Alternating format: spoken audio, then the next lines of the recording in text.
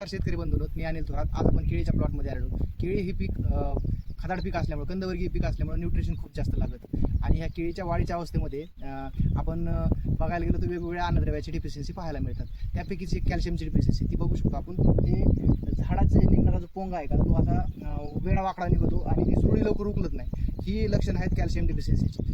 तर शेतकरी बंधूंनो, केळी या पिकामध्ये दुय्यम अन्नद्रव्य कॅल्शियमची डिफिशियन्सी का पाहावयास मिळते?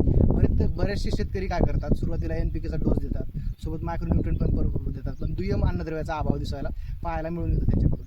आणि मग अशाच दुय्यम अन्नद्रव्यापैकी एक प्रमुख दुय्यम अन्नद्रव्य म्हणजे कॅल्शियम. ही कॅल्शियमची डिफिशियन्सी आपल्याला शेंड्याकडे पाहायला मिळते. तर ही कॅल्शियमची डिफिशियन्सी आपल्याला घालवण्यासाठी आपण काय करू शकतो? बाय ड्रीप कॅल्शियम नायट्रेट किंवा बोरान किंवा पोंगा भरणीमध्ये लिक्विडमध्ये कॅल्शियम ॲग्रिसर्च कंपनीचं कॅल्मिनो नावाने येतो.